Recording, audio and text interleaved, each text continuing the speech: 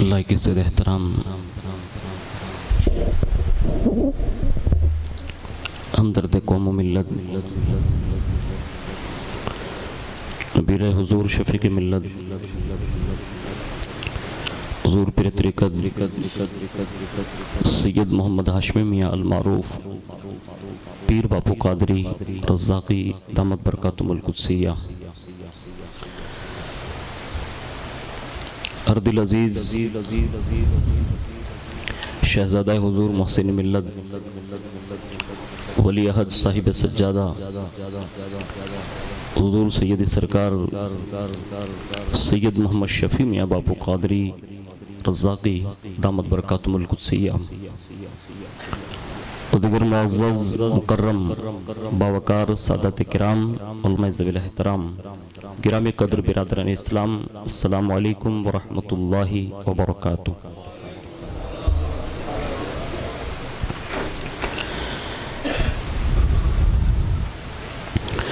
الحمدللہ رب العالمین والعاقبۃ للمتقین والصلاة والسلام علی سید الانبیاء والمرسلین وعلى آلہ واصحابہ وازواجہ وذریاتہ واہل بیتہ وابنہ الغوث الاعظم الجیلانی ومعین الملت والدین وشیخ الاسلام والمسلمین اعلی الحضرت الامام احمد رضا وعلى عباد اللہ الصالحین اجمعین اما بعد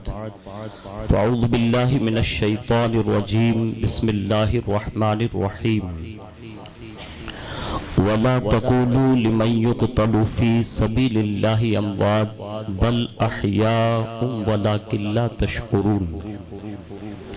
صدق اللہ مولانا العظیم وبلغنا رسولہ النبی الامین المختار الکریم ونحن علی ذلک لمن الشاہدین والشاکرین والحمد للہ رب العالمین۔ آئیے سب سے پہلے مذہب اہل سنت والجماعت یعنی کہ مسلک اعلیٰ حضرت کے قدیم دستور کے مطابق ہم سب کے آقا و مولا حضور سراپا نور سیدنا محمد الرسول اللہ صلی اللہ تعالیٰ علیہ وآلہ وسلم کی بارگاہ پر نور میں جی لگا کر درود پاک کی نظریں پیش کر لیں۔ اللہم صلی علی سیدنا مولانا محمد وعلی آل سیدنا مولانا محمد کما تحب و ترضا بن تصلی علیہ نبی اور آل نبی پر پورا مجمع بڑی توجہ کے ساتھ درود شریف پڑھیں۔ اللہم صلی علی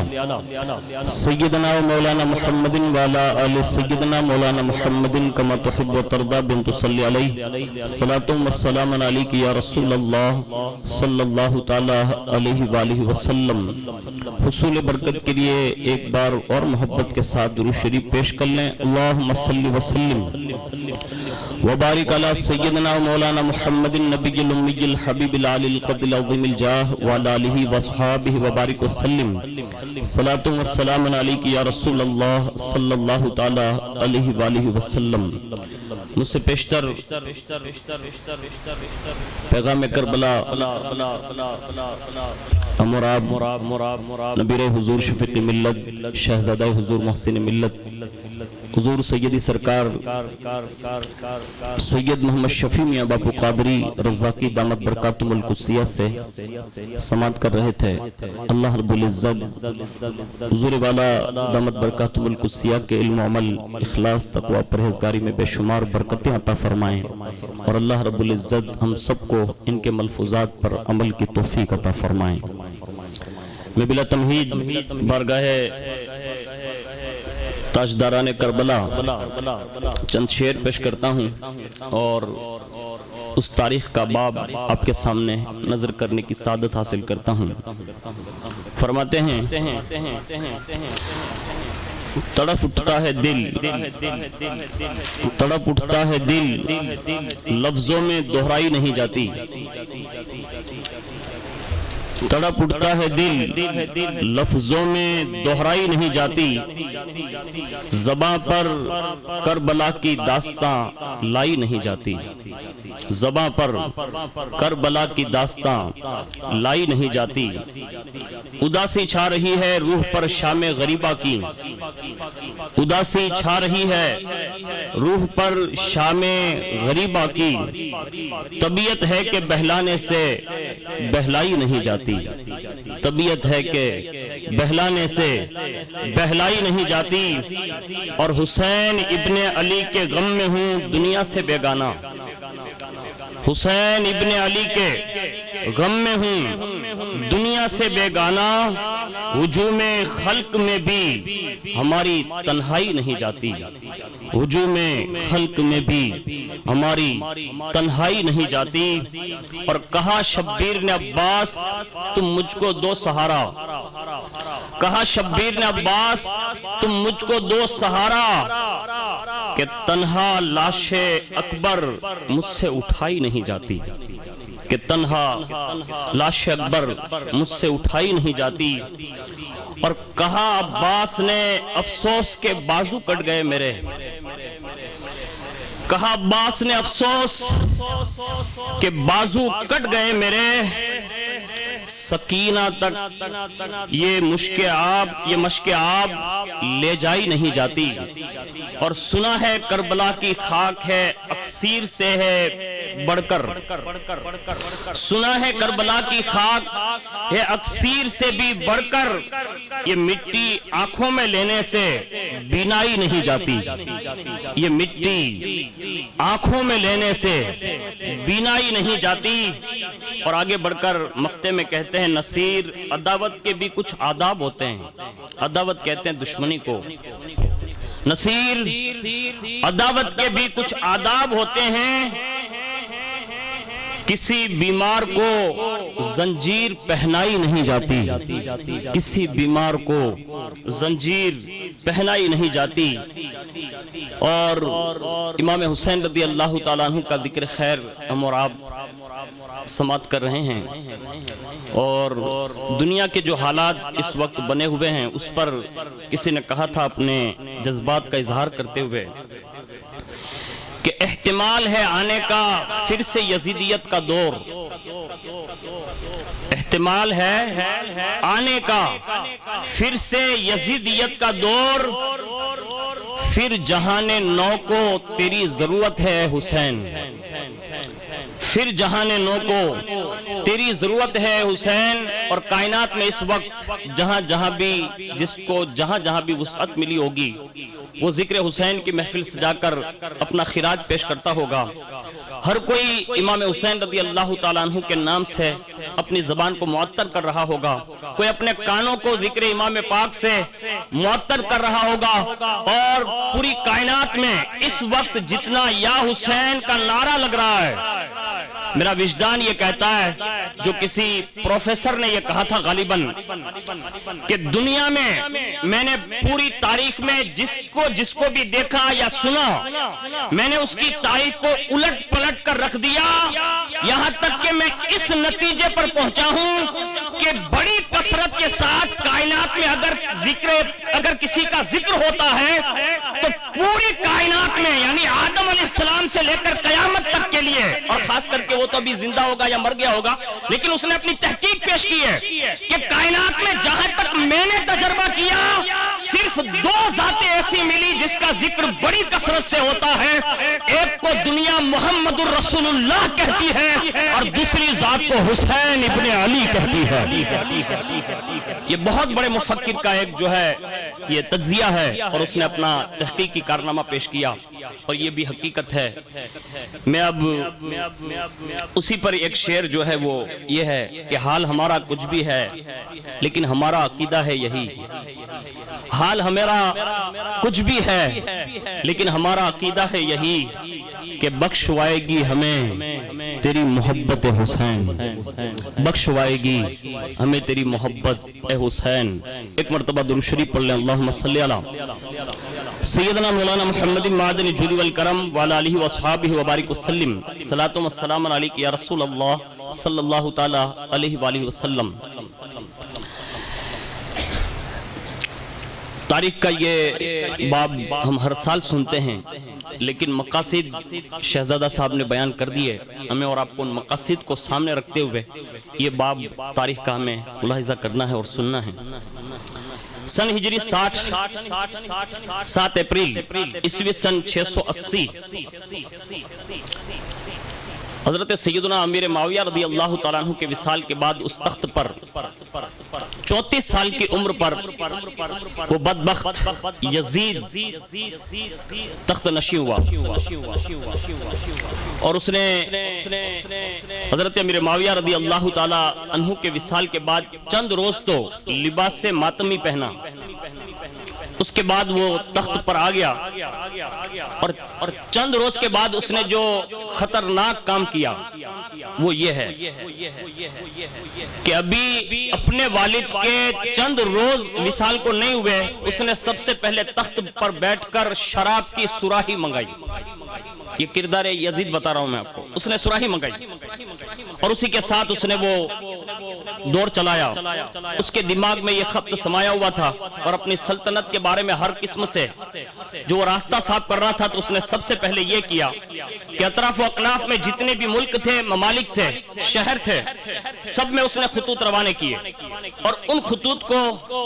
جو سب سے زیادہ پہلے اگر کسی کے تعلق سے اس کو خطرہ صادر تھا، تو روایت میں لکھا ہے کہ حضرت سیدنا امام حسین رضی اللہ تعالیٰ عنہ، دوسرے نمبر پر عبداللہ ابن زبیر، تیسرے نمبر پر عبد الرحمن بن ابو بکر، چوتھے نمبر پر عبداللہ ابن عمر۔ یہ 4 افراد کا تاریخ میں بڑی تیزی کے ساتھ نام گردش کرتا ہے کہ یہ 4 وہ لوگ تھے کہ جو بڑے باپ کے بیٹے تھے، اور وہ لوگ تھے کہ جن کے باپ دادا نے بڑی شان سے اسلام کو پروان چڑھایا تھا۔ تو یزید کو یہ خطرہ ہوا، اور اس نے فوری طور پر ایک قاصد کے ذریعے ان 4 کے نام مدینۃ الرسول جو ہے ایک قاصد روانہ کیا خط کے ساتھ،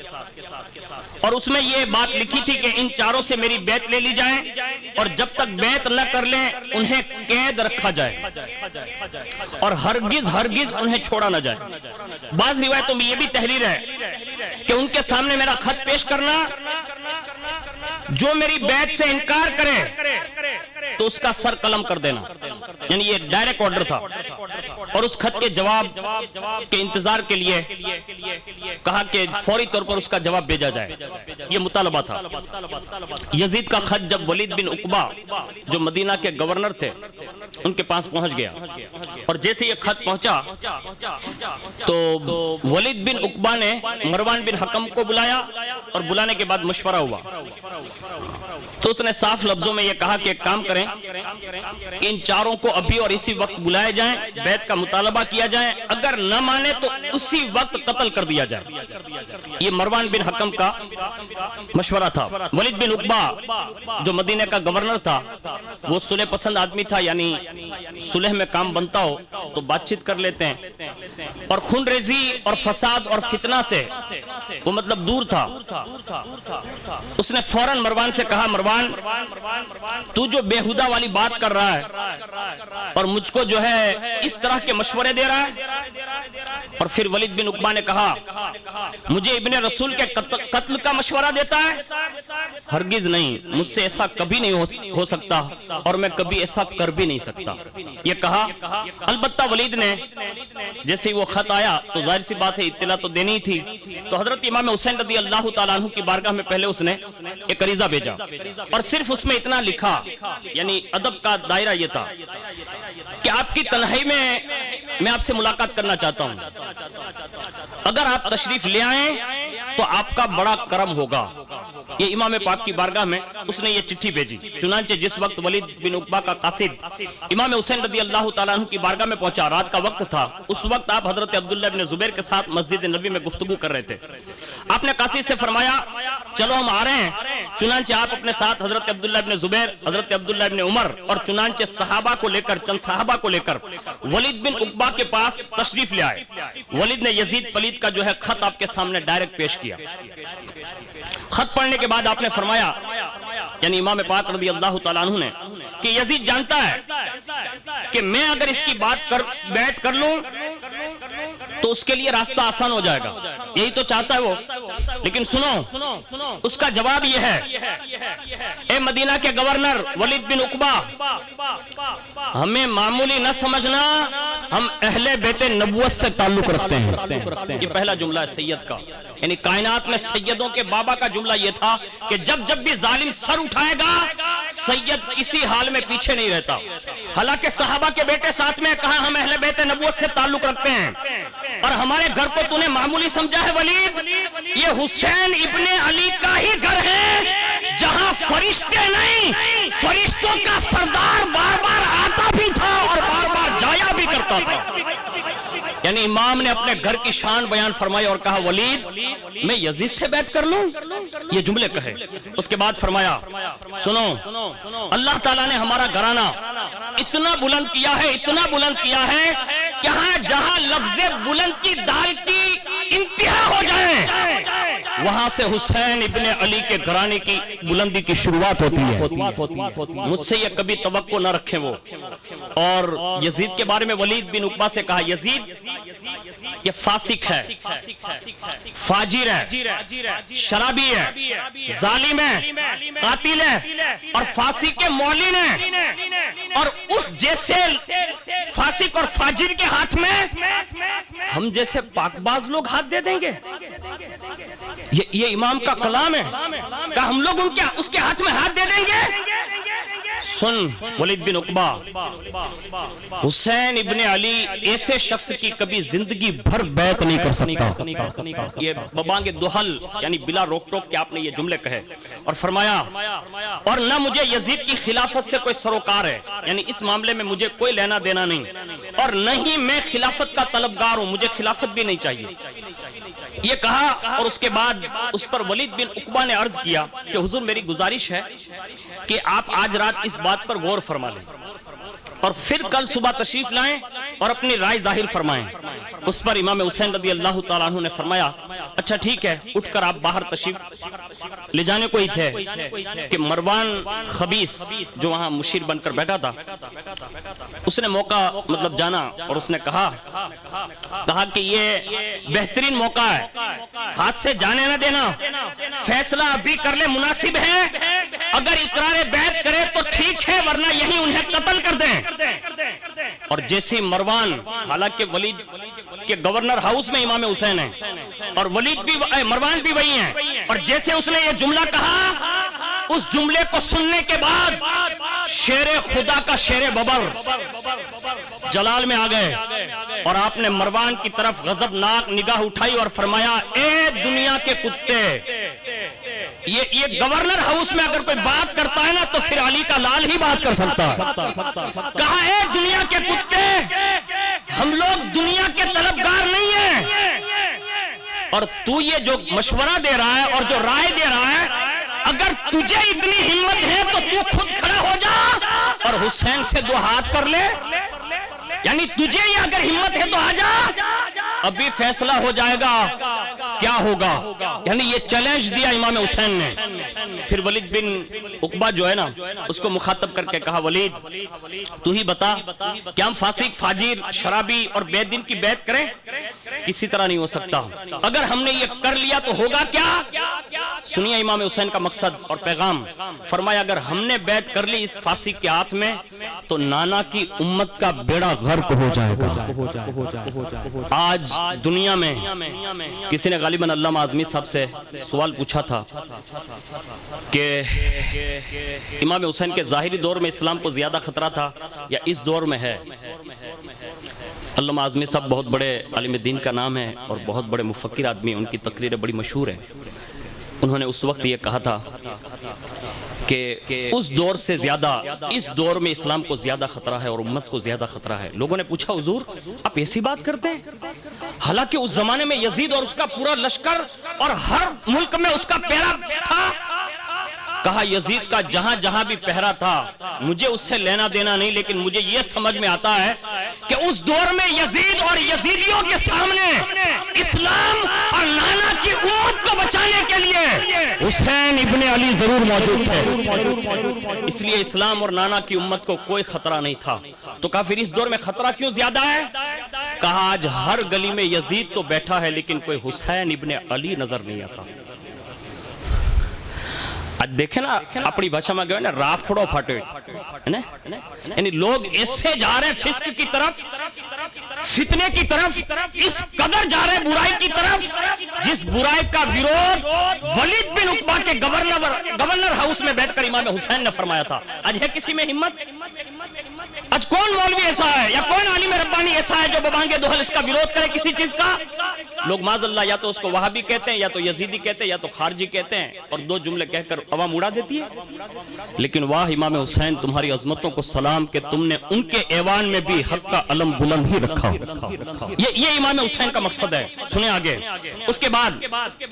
جب عقبہ سے یہ کہا نا ولید ابن عقبہ سے، تو اس نے نظریں نیچی کر لی،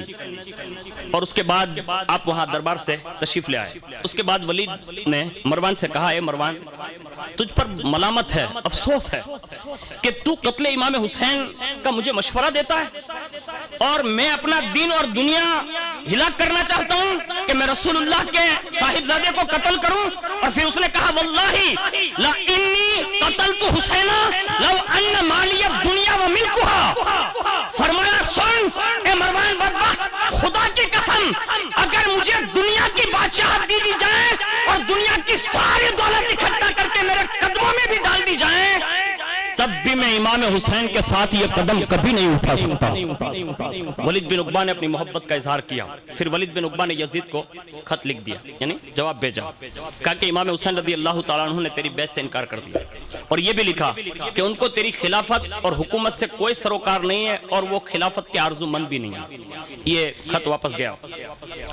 اور صاحب اوراق کے غم نے اس بات کو یوں بھی لکھا ہے کہ جب سیدنا امام حسین رضی اللہ تعالیٰ عنہ گورنر ہاؤس سے نکلنے لگے تو ولید بن عقبہ سے کہا وہ خط دے دینا جو یزید نے بھیجا ہے۔ اب وہ خط لیا امام پاک نے یزید کا، اور گھر جانے کے بجائے ولید بن عقبہ کے گورنر ہاؤس سے نکل سیدھے نانا جان کے مزار پر پہنچ گئے، اور وہ خط رکھا ایسے سامنے، اور نانا جان کے روزے پر جا کر رات بھر وہیں رہے، پوری رات، اور اپنے نانا سے عرض کرنے لگے نانا میں وہی حسین ہوں جس کی وجہ سے آپ نے سجدہ لمبا کیا تھا۔ نانا میں وہی حسین ہوں، اگر میں اپنی ماں فاطمہ کی گود میں روتا تو آپ بے قرار ہو جاتے تھے۔ نانا میں وہی حسین ہوں، فاطمہ کا لخت جگر جب جھولا جھولتا تھا نا تو میرے جھولا جھولانے کے لیے تیرا رب نانا تمہارا رب آسمان سے فرشتوں کو بھیجا کرتا تھا۔ میری والدہ کی سنگت میں رہتے ہوئے میں نے یہ بھی دیکھا کہ ہمارا جھولا جھولانے کے لیے فرشتے تو آتے تھے لیکن چکی بھی چلایا کرتے تھے۔ نانا آپ جانتے ہیں کہ میری کیفیت اس وقت کیا ہوگی، جو میں خط آپ کی بارگاہ میں اس بدبخت کا جو لے کر آیا ہوں، اس نے میرے لیے آپ کے شہر میں رہنے کے لیے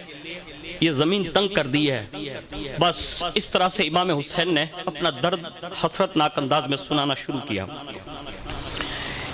وہ رات مکمل ہو گئی، امام حسین نے روتے ہوئے اپنی یہ داستان سنا دی۔ جب دوسری رات آئی پھر حضور کے روزے پر حاضر ہوئے، ایک روایت یہ ہے اوراق کے غم میں لکھا ہے، پھر حاضر ہوئے، اسی طرح پھر عرض کیا، یہاں تک کہ تہجد کی نماز ادا فرمائی۔ وہیں آرام کرنے کے بعد جیسی تہجد کی نماز ادا کی اور اس کے بعد روزے رسول کے سامنے با ادب ہو کر ایسے اپنا ہاتھ جو ہے لگا کے ایسے تھوڑا نیند کی طرف مائل ہوئے۔ جیسی وہ نیند میں تھے کہ امام پاک فرماتے ہیں کہ اسی نیند میں میرے نانا جان تشریف لے آئے، حضور تشریف لائے، اور فرماتے ہیں کہ میں نے کیا دیکھا کہ نانا جان کے ساتھ فرشتوں کی ایک بہت بڑی جماعت موجود ہے، حضور تشریف لائے، اور آپ فرماتے ہیں کہ میرے سر اقدس کو اٹھا کر محبت سے اپنے سینے سے لگایا میری آنکھیں چومی، میری پیشانی پر بوسہ دیا اور فرمایا بیٹے حسین غم نہ کر، ان قریب تو کربلا پہنچنے والا ہے۔ یہ جملہ کہا حضور نے، کہا تو کربلا پہنچنے والا ہے اور وہاں بیٹا تمہیں بھوکا اور پیاسا ستا کر تمہیں قتل کر دیا جائے گا، شہید کر دیا جائے گا۔ شہزادے حسین وہ لوگ جو تیرے ساتھ یہ کریں گے، تیرے متعلقین کے ساتھ یہ کریں گے، تیرے جانثاروں کے ساتھ یہ کریں گے، وہ وہی لوگ ہیں جو میری شفاعت کی امید بھی رکھتے ہیں۔ لیکن بیٹا سن، قیامت کے دن وہ تمام کے تمام میری شفاعت سے محروم کر دیے جائیں گے، یعنی انہیں میری شفاعت نہیں نصیب ہوگی۔ اور بیٹے حسین تم جس بے قراری کے ساتھ یہاں یہ مجھے داستان سنا رہے ہو، کہا ہاں، کہا اسی بے قراری کے ساتھ علی المرتضی اور فاطمہ الزہرا تمہارا انتظار فرما رہے ہیں۔ یہ حضور نے ارشاد فرمایا، امام حسین خواب میں روتے ہوئے عرض کیا نانا جان آپ سے ایک عرض ہے، کہا فرمائیں۔ اس وقت امام حسین نے ایک جملہ عرض کیا جو صاحب گلزار الشہداء نے لکھا ہے، تھوڑا غور کر لیں۔ عرض کیا نانا میری ایک تمنا یہ ہے، کہا کیا؟ کہا اس وقت جو آپ خواب میں میرے ساتھ موجود ہیں، حالانکہ حضور کا آنا یہ حقیقت میں ہوتا ہے، خواب میں بھی اگر حضور آئے تو حضور حقیقت میں ہی آئے ہوتے ہیں۔ انہوں نے عرض کیا، یعنی نواسہ رسول نے کہا نانا جان میری ایک تمنا یہ ہے کہ میں ابھی آپ کے پاس ہوں۔ کہا آپ اگر حسین کو یہی قبول فرما لے تو بہتر ہوگا، یعنی اب میں دنیا میں جانا ضروری نہیں سمجھتا، نہیں جانا چاہتا۔ جیسے میں نے یہ کہا نا تو اللہ اکبر، نانا جان نے فرمایا بیٹے ابھی تمہارا دنیا میں رہنا بہت ضروری ہے، اس لیے کہ تمہیں میرے دین کی کشتی کو پار لگانا ہے۔ یعنی امام حسین نے یہ عرضی کی، کہا حضور میں یہ چاہتا ہوں کہ آپ کے پاس ہی رہوں۔ فرمایا نہیں، تیرا دنیا میں جانا بہت ضروری ہے۔ اللہ اکبر۔ اس کے بعد فرماتے ہیں کہ اسی وقت میری جو ہے آنکھ کھل گئی اور میں روضہ رسول سے رخصت ہو کر اپنے مکان میں آیا، اپنے اعزاء اقربا ان سب سے میں نے بات چیت کی اور مکہ کی روانگی کا میں نے ارادہ فرمایا کہ اب یہاں سے مکہ شریف جائیں گے۔ نیز امام پاک نے اپنے گھر والوں کو اس بات سے آگاہی دی کہ حالات اس سے سنگی بن سکتے ہیں، کیونکہ میں نے یزید کے بیعت کی انکار کر دی ہے۔ اب اس انکار پر ہو سکتا ہے کہ یہاں اشتعال پیدا ہوگا، ہنگامہ ہوگا، اور میں یہ نہیں چاہتا کہ میرے جیتے جی میرے گھر والوں کے ساتھ مدینۃ الرسول میں ہوتے ہوئے ایسا کوئی معاملہ پیش آ جائے جسے روضہ رسول پر جو میرے نانا آرام فرمائیں، کہیں ان کی آنکھیں دیکھ کر جو ہے اس اشتعال کو دیکھ کر کہیں اور زیادہ غمزدہ نہ ہو جائیں، اس لیے میں نے یہ ارادہ فرما لیا کہ ہمیں یہاں سے مکہ جانا ہے۔ اس کے بعد تاریخ میں یہ بات لکھی ہے کہ حضرت امام علی مقام رضی اللہ تعالی عنہ نے اہل مدینہ کو بھی اس بات سے مطلع کیا کہ ہم لوگ جانے والے ہیں۔ اس میں بہت سارے حضرات تھے، خاص کر کے حضرت محمد بن حنفیہ رضی اللہ تعالی عنہ سے بھی بات کی۔ بہت سارے لوگوں سے جب بات چیت ہو گئی تو سب نے اپنے اپنے انداز میں مشورے دیے، اور امام پاک کا مدینہ شریف سے نکلنا، آپ ہمیشہ یاد رکھیں اس کو، یہ بیان کر کے ہم یہ ثابت نہیں کرنا چاہتے ہیں کہ معاذ اللہ رب العالمین امام پاک مجبور تھے، نہیں، زمین چھوڑنے کا مطلب کبھی یہ نہیں ہو سکتا۔ ان کا جو مقصد تھا، جو تقدیر الہی میں لکھا جا چکا تھا، وہ نانا نے پہلے ہی بچپن سے لے کر پوری زندگی میں جب تک امام حسین کے ظاہری دور میں کم و بیش 6.5 سال یا 7 سال کی عمر میں آپ نے پورا بیان کر دیا تھا، اور صحابہ اس کو من و عین جانتے تھے، یعنی من و عین، یعنی جو باتیں حضور نے فرمائی تھی آج سینکڑوں روایتیں یہ باتیں صحابہ کی زبان پر بھی تھی، اور آج تک مورخین نے اس بات کو پوری تفصیل سے بیان کیا ہے کہ امام حسین کی شہادت کربلا میں ہونی ہے، یعنی یہ بات عام تھی۔ لیکن پھر بھی آپ نے مکہ کا ارادہ فرمایا، اور مکہ شریف کا ارادہ کر کے لوگوں کو یہ پیغام دیا کہ حسین ابن علی مکہ روانہ ہوگا۔ جب یہ بات عام ہو گئی، سب اپنے اپنے انداز میں آئے امام پاک کی بارگاہ میں، اور سب نے اپنے اپنے مشورے پیش کیے۔ بالآخر یہ طے ہوا، امام پاک رضی اللہ تعالیٰ عنہ نے فرمایا کہ میں نے مدینہ شریف کا عزم فرما لیا ہے، یہ مدینہ شریف سے مکہ کا عزم کر لیا ہے، اور میں مکہ کی روانگی کے لیے تیار ہوں۔ اس کے بعد 3 شعبان المعظم کو اپنے تیاری مکمل کر لی۔ 4 شعبان جب آئی تو چوتھی شعبان کی رات کو کچھ دیر کے لیے آپ روزہ رسول پر حاضر ہوئے اور خاص کر کے ریاض الجنہ میں جا کر اپنے نوافل پڑھے، دعا کی، اور اللہ رب العزت کی بارگاہ میں جو دعائیہ کلمات امام پاک کے تھے وہ یہ تھے کہ اللہ، یہ نبی پاک کی قبر اطہر ہے اور میں تیرے نبی کی بیٹی کا بیٹا ہوں، یعنی صاحب زادی کا صاحب زادہ ہوں، میں جن حالات سے گزر کر یہاں سے جا رہا ہوں، نیکی کو اختیار کرنا، میں نیکی کو اختیار کرنا اور برائی سے دور رہنا پسند کرتا ہوں۔ یعنی اللہ کی بارگاہ میں اپنی یہ عرضی پیش کی کہ اے مولا، میں جو ہے نیکی کو اختیار کرنا اور برائی سے دور رہنا پسند کرتا ہوں۔ اے اللہ، میں تجھ سے صاحب قبر یعنی حضور کے مبارک روزے کی طرف اشارہ کیا، کہا میں صاحب قبر کا واسطہ دے کر عرض کرتا ہوں کہ میرے لیے وہ راستہ پیدا فرما جس میں تیری بھی رضا شامل ہو اور تیرے محبوب کی رضا بھی شامل ہو۔ اب یہاں جو امام حسین کے معتقدین جو 10 دن کے لیے نکلتے ہیں کبھی کبھی وہ باہر، اور ان کو تھوڑا سوچنا چاہیے کہ ہم جو کچھ بھی کریں اس میں ہماری پہلی نظر امام حسین کی دعا کی وجہ سے یہ ہونی چاہیے کہ ہم وہی کام کریں گے جس میں اللہ راضی ہوگا، لوگ نہیں۔ لوگوں کو راضی کرنے سے کچھ نہیں مل سکتا، اس لیے کہ یہ بھی امام پاک کا قول ہے۔ جب امام پاک رضی اللہ تعالیٰ عنہ کربلا میں جو مطلب یہ حر سے جو ملاقات ہوئی تو اس حر نے کہا کہ میں یہاں اس کام کے لیے آیا ہوں، تو اس وقت فرمایا تھا لوگ لوگوں کی خوشی طلب کرنا چاہتے ہیں اور حسین اللہ کی خوشی تلاش کرنا چاہتا ہے، اور سن لو جو لوگوں کی خوشیاں تلاش کرے گا اس کو کبھی اللہ کی مرضی اور رضا کبھی حاصل نہیں ہو سکتی۔ آج کون ہے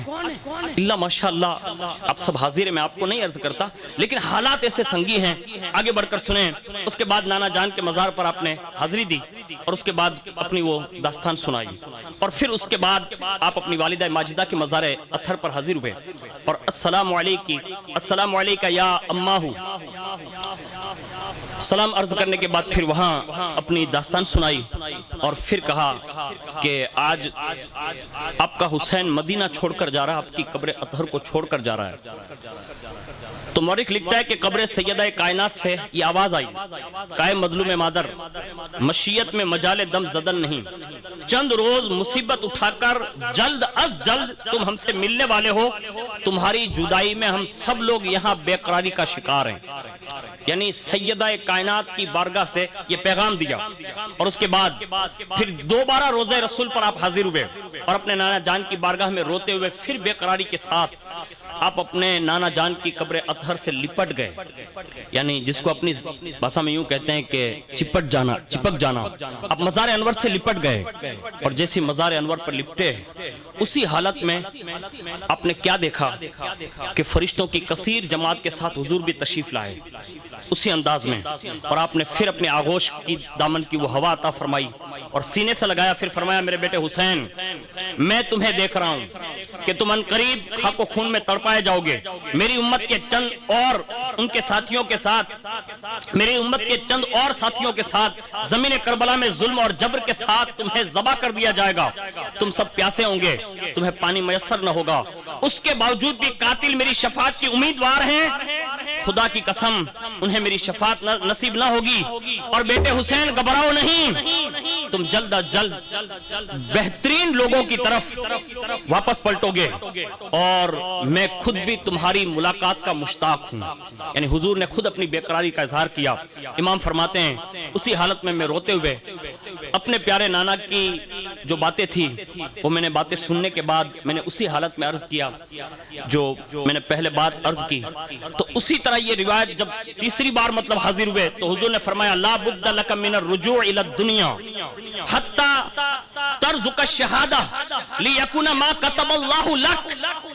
فیہا من الثواب العظیم۔ اے میرے بیٹے، تیری یہ جو فرمائش ہے کہ میں اب یہاں سے جانا نہیں چاہتا دنیا میں واپس، میری خواہش نہیں ہے، سن میرے بیٹے، تمہارے لیے دنیا میں لوٹنا بہت ضروری ہے، تمہیں اللہ شہادت کے عظیم مرتبے سے نوازنے والا ہے۔ یعنی شہادت کی بات اور فرمائی اور فرمایا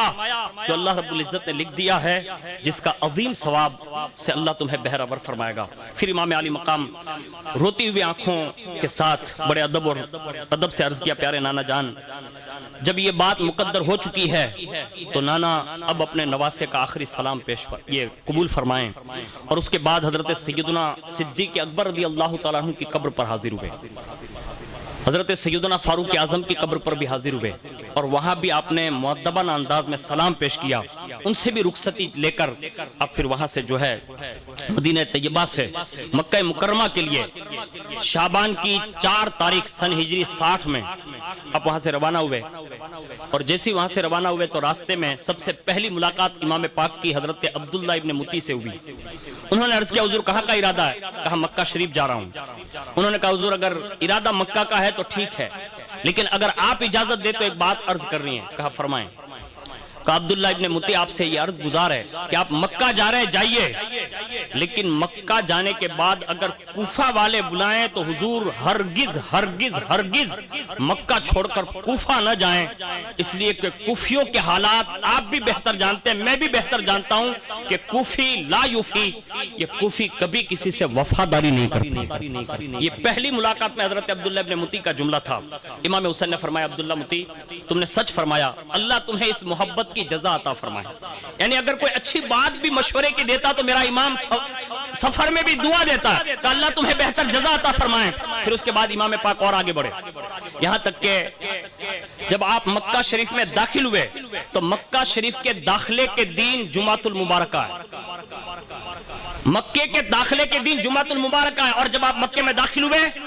امام پاک نے اسی وقت قرآن عظیم کی ایک آیت تلاوت فرمائی، وَلَمَّا تَوَجَّهَ تِلْقَاءَ مَدْيَنَ قَالَ عَسَىٰ رَبِّي أَن يَهْدِيَنِي سَوَاءَ السَّبِيلِ، اور جب مدین کی طرف متوجہ ہوئے تو کہا امید ہے میرا رب مجھے سیدھی راہ چلائے گا۔ یہ کہہ کر آپ مکہ شریف میں داخل ہوئے۔ خیال رہے اس آیت میں بھی حضرت سیدنا موسیٰ علیہ السلام کا ذکر ہے، اس سے پہلے میں نے ایک بیان میں ایک بات عرض کی تھی، اس میں بھی حضرت موسیٰ علیہ السلام کا ذکر ہے۔ تو یہ امام پاک نے مکہ شریف میں داخلے کے لیے مدینہ شریف سے رحلت کے بعد جب آپ وہاں پناہ گزین ہوئے اور صراط مستقیم کے حوالے سے اللہ کی بارگاہ میں یہ آیت تلاوت فرمائی، اور جیسے آپ مکہ شریف پہنچے تو ظاہر سی بات ہے کہ امام پاک کے آنے کے بعد پورا مطلب مکہ خوش ہے، اور امام پاک رضی اللہ تعالیٰ عنہ نے طویل وقفہ وہاں فرمایا یعنی مکہ شریف میں، اور اس میں صحابہ کے صاحبزادگان بڑی محبت کے ساتھ آپ سے ملنے کے لیے تشریف لائے، اور اسی ملن جل میں یعنی امام پاک سے جو ملاقاتیں ہوتی اس میں لکھا ہے حضرت ابن عباس، حضرت ابن عمر، حضرت جابر، حضرت ابو سعید، حضرت ابو واقدی، یہ بڑے بڑے صحابہ اور سب مل کر امام پاک سے ملے، اور امام پاک نے ساری باتیں ان کے سامنے پیش فرمائی، اور جب امام پاک نے ان کے سامنے بیان فرمائی تو ظاہر سی بات ہے کہ صحابہ کا ایک الگ ہی پس منظر ہوتا تھا، امام پاک آ گئے تو اس وقت جو جانثار میں سے جو صحابی رسول تھے انہوں نے کہا حضور آپ جب تک مکہ میں رہیں گے ایک میری درخواست قبول فرمائیں گے؟ کہا بولیں؟ کہا جب تک قیام رہے گا تو میرے گھر میں رہے گا، یعنی آپ کے پورے قبیلے اور خاندان جتنے بھی ساتھی ہیں ان سب کا انتظام میری طرف سے ہوگا، پھر آپ جو حکم فرمائیں گے۔ پھر امام پاک نے کم و بیش ذی الحجہ شریف یعنی شعبان کو چلے تھے، اب شعبان اس کے بعد پھر رمضان، اس طرح کے جو مہینے گزرتے گئے، پھر شوال، ذی القعدہ اور ذی الحج، یعنی یہ مہینے جو گزارے نا تو یہ مہینے آپ نے مکہ شریف میں گزارے، اور مکہ شریف میں جب آپ اتنی مدت رہ چکے تو اسی دوران کوفہ سے بڑی تیزی کے ساتھ آپ کی بارگاہ میں خطوط آئے، اور خطوط کی تعداد کم و بیش 150 کے قریب مورخین نے لکھی ہے، اور اس میں آخری خط کے حوالے سے یہ بات لکھی گئی ہے جو مورخ نے یہ بات نقل کر کے فرمایا ففی غدین بین یدی اللہ سبحانہ وتعالی خاصمناک ونقول یا ربنا ظلمنا الحسین ورضی فیہا بالظلم والجور فی القضاء والحکم وجميع الخلائق يقولون ربنا خلص حقنا من الحسین فماذا تقول وما جوابک۔ آخری خط جو آیا نا اس کا مضمون جس کا مفہوم یہ تھا کہ امام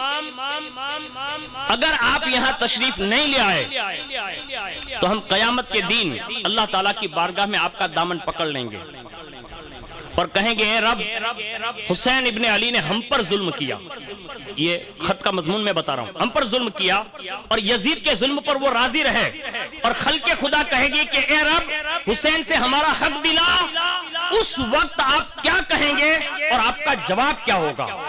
جب یہ مضمون کا خط امام پاک کی بارگاہ میں آیا کوفیوں کی طرف سے تحریراً، آپ نے پڑھ کر صحابہ کو سنایا، اور سنانے کے بعد جب امام پاک نے اس کو پڑھا تو آپ کے رونگٹے کھڑے ہو گئے، کیونکہ حساس لوگ جو ہوتے ہیں نا ان کے جگر اور ہی کام کرتے ہیں۔ صحابہ نے سنا، یہاں تک کہ امام پاک کے رونگٹے نہیں بلکہ آپ کی آنکھیں اشکبار ہو گئی کہ یہ لوگ میری شکایت رب کی بارگاہ میں کریں گے۔ جب یہ جملے سنے نا تو امام پاک نے صحابہ سے تفصیل سے گفتگو کی اور فرمایا کہ یہ خط آخری آیا ہے، 150واں خط، لیکن صحابہ اس بات پر مصر تھے، کسی حال میں بھی انہوں نے اجازت نہیں دی، یہاں تک کہ فرمایا گیا کہ صحابہ اتنے بضد تھے کہ اگر اور زیادہ آوازیں بلند ہو جاتی تو دست و گریباں تک کی بات آتی، یعنی اتنے بضد تھے۔ لیکن سنیں آخر میں یہ رائے پائی گئی کہ کام کریں کہ آپ اپنے کسی معتمد نمائندے کو کوفہ بھیج کر ٹرائی کر لیں۔ جب یہ رائے صحابہ اور امام پاک کی رائے سے یہ بات طے ہوئی تو روایت ملتی ہے کہ 15 رمضان مبارک، یعنی اس کا مطلب یہ میں آپ کو بتا رہا ہوں، شعبان سے چلے، یعنی یوں سمجھیے کہ 4 شعبان کو اگر چلیں تو ہو سکتا ہے کہ شعبان تک میں ہی مکہ شریف پہنچ گئے ہو، اور رمضان کی 15 تاریخ کو امام پاک نے کوفہ سے آنے والے آخری 3 قاصدوں کے ساتھ اپنے خاص نمائندے بنا کر حضرت امام مسلم رضی اللہ تعالیٰ عنہ کو کوفہ کے لیے مکہ سے روانہ کر دیا تھا۔ آپ اندازہ لگائیں مہینوں کی تاریخوں کے حوالے سے، اب تھوڑا غور کریں کہ 15 رمضان مبارک کو آپ نے حضرت امام مسلم کو تیار کر دیا تھا، کہا کہ آپ ان قاصدوں کے ساتھ جائیں۔ جب یہ بات طے ہوئی حضرت سیدنا امام مسلم نے امام حسین سے ملاقات کی، آخری سلام عرض کیا اور کہا حضور اگر آپ اجازت فرمائیں تو میں مکے سے ڈائریکٹ کوفہ نہیں جانا چاہتا۔ کہا فرمائیں؟ کہا میں یہ چاہتا ہوں کہ میں پھر مدینہ شریف جاؤں گا۔ آپ نے انہیں اجازت عطا فرمائی، آپ سیدھے مدینہ شریف حاضر ہوئے ان قاصدوں کے ساتھ جو کوفی لوگ آئے تھے، مدینہ شریف حاضر ہوئے، روزہ رسول پر حاضری دی، اور روزہ رسول پر حاضری دینے کے بعد حالات کی تبدیلی کا اپنا جو حال تھا وہ سنایا، اور اس کے بعد اپنے گھر تشریف لے گئے، اور وہاں انہوں نے اپنے گھر والوں سے یوں ارشاد فرمایا، یعنی امام مسلم نے، کہ میں یہ چاہتا ہوں کہ تم لوگ مدینہ سے مکہ چلے جاؤ، امام پاک وہاں موجود ہیں، اور ان کے ساتھ جب کوفہ وہ آئے نا تو ان کے ساتھ مل کر تم کوفہ آ جانا۔ امام مسلم نے جب اپنے گھر والوں کو یہ بات سنائی تو گھر والوں نے اس میں ہاں بھر لی، اور اس کے بعد حضرت امام مسلم جب کوفہ کی طرف روانہ ہونے لگے مدینہ شریف سے تو آپ کے 2 صاحبزادے چہیتے حضرت سیدنا امام محمد، حضرت سیدنا ابراہیم رضی اللہ تعالی عنہما، انہوں نے عرض کیا، کہا حضور گھر کے لوگ تو مکہ جائیں گے، ہم دونوں بھائی یہ چاہتے ہیں کہ آپ کے ساتھ چلیں گے۔ اللہ اللہ، اب تقدیر کا قلم جو لکھ چکا ہے، حالات ایسے بنتے ہیں۔ اسی وقت حضرت امام مسلم رضی اللہ تعالیٰ عنہ نے انہیں بھی اجازت دی، کہا ٹھیک ہے آپ میرے ساتھ چلیں۔ اس کے بعد وہاں سے مدینہ طیبہ سے کب آپ روانہ ہوئے؟ 15 کو نکلے تھے تو ظاہر سی بات ہے رمضان کے اختتام سے پہلے ہی پہنچ گئے ہوں گے۔ اس کے بعد شوال کی کم و بیش 5 تاریخ کو حضرت امام مسلم اپنے صاحبزادوں کے ساتھ کوفہ کی سرزمین پر تشریف لا چکے تھے، یہ مورخ نے لکھا ہے۔ اور جیسے کوفہ میں آپ کی تشریف آوری ہوئی تو بڑی تیزی کے ساتھ، ایک روایت یہ ہے کہ آپ کے پہنچتے ہی فوراً جوک در جوک 12,000 کی تعداد نے ایک ہی نشست میں آپ کے ہاتھ پر بیعت فرما لی۔ 12,000 افراد اسی نشست میں مرید ہو گئے، بیعت کر لی امام حسین کے نام پر۔ اور اس کے بعد امام مسلم نے جب اہل عراق اور کوفہ والوں کا یہ حال دیکھا تو اسی وقت حضرت امام مسلم نے موقع مناسب جانا کہ حالات تو بڑے سازگار ہیں، ناسازگار تو نہیں ہیں، موافقت میں مطلب یہ حالات ہیں، آپ نے فوراً وہیں سے امام حسین کی بارگاہ میں خط لکھا اور یہ اطلاع دی اور التماس کیا کہ ضرورت ہے کہ آپ جلد کوفہ تشریف لے آئیں، اور کوفہ تشریف لا کر آپ بندگان خدا کو یزید پلید کے شر سے محفوظ کرائیں، حق کی تائید ہوگی، مسلمان امام برحق کی بیعت کریں گے اور آپ کی روحانی فیضان سے کوفہ والے فیضیاب ہو جائیں۔ اپنے یہ خط کا مضمون امام پاک کے لیے وہاں سے روانہ کر دیا۔ اہل کوفہ خوش تھے کہ امام پاک کے نمائندے آ گئے اور سب بڑی تیزی سے مطلب بیعت کر رہے تھے امام پاک کے نام پر حضرت امام مسلم سے۔ اور وہاں جو گورنر تھے ان کا نام حضرت نعمان بن بشیر تھا۔ اس زمانے میں وہ ملک شام سے جو ہے یہاں مقرر کیے گئے تھے، تو کوفہ کے جو گورنر تھے وہ صحابی رسول تھے، اور جیسے انہوں نے یہ حالات دیکھے نا تو کوفہ والوں نے ان کو ورگلایا اور اطلاع دی، کہا آپ یہ دیکھ رہے ہیں کہ یہ بیعت ہو رہی ہے یزید کے خلاف؟ کہا دیکھ رہا ہوں۔ کہا آپ کو کچھ ہوتا نہیں ہے؟ اب ظاہر سی بات ہے جو صحابی رسول ہے صحابی رسول ہے۔ آپ نے فوراً فرمایا، کہا آپ ضبط کریں، صبر کریں، جو بھی معاملات ہوں گے میں آگے لپٹ لوں گا۔ اس کے بعد حضرت امام مسلم رضی اللہ تعالی عنہ کو جو ہے خفیہ طور پر یہ اطلاع بھیجی کہ آپ جو یہ کام کر رہے ہیں، اگر اس بات کی اطلاع اگر یزید کو لگ گئی تو ہو سکتا ہے کہ آپ کے لیے کوفہ میں رہنا یا آپ کے لیے زمین تنگ ہو سکتی ہے۔ جب آپ کو یہ اطلاع دی، اس کے بعد لکھا ہے کہ اہل کوفہ کو یہ اطلاع دے کر ان کو مطلب ٹھنڈا کیا، اور حضرت نعمان بن بشیر اس کے بعد کوفہ والوں سے کوئی بات نہیں کرتے تھے، خاموش بیٹھے رہے۔ معاملہ اس حد تک بڑھ گیا کہ جب لاکھوں کے قریب یعنی 40 یا 50 ہزار کے قریب لوگ جب بیعت ہو چکے تو کچھ یزیدی ادھر جو وہاں رہتے تھے، اس میں مسلم بن یزید، عمارہ بن ولید، یہ کوفہ کے مطلب وہ لوگ تھے جو یزید کے مطلب اندرونی خانے ایجنٹ تھے۔ انہوں نے یزید کو اطلاع دی کہ مسلم بن عقیل یہاں آ گئے ہیں، اور اہل کوفہ میں ان کی محبت اور عقیدت کا ہجوم یہ ہے کہ سینکڑوں لوگوں نے ان کے ہاتھ پر امام حسین کے نام پر بیعت کر لی ہے، اور ابھی تک آپ کا گورنر نعمان بن بشیر ایک جملہ بھی کہنے کے لیے تیار نہیں ہے۔ جب یہ بات یزید کے پاس مل گئی تو اب یزید کا جو مشیر تھا، یعنی جو مشورہ دیتا تھا، وہ بھی یہودی تھا، سرجون، اور اس کے سوا جو اس کے ارد گرد بیٹھا کرتے تھے، اس سے اس نے بات چیت کی، کہا یہ اطلاع آئی ہے۔ اب وہاں مشورہ دینے والے ان کم ظرفوں نے یہ کہا کہ کام کریں کہ اگر کوفہ کے یہی حالات بن گئے تو صرف کوفہ تک یہ محدود نہیں ہوں گے، کہا یہ کوفہ سے نکل کر ملک شام تک یہ رسائی کر سکتے ہیں، اس لیے جلد از جلد اس کے خلاف رکس لیا جائے۔ کہا کرنا کیا ہوگا؟ اب ان میں سے جن لوگوں نے مشورہ دیا اس میں سے پہلا بولتا ہے اور کہتا ہے کہ اب نعمان بن بشیر کو اسی وقت معزول کر دیں، اور عبید اللہ بن زیاد کو اس کی جگہ پر بصرہ جو گورنر ہے اس کو کوفہ بھیج دیں بصرہ سے۔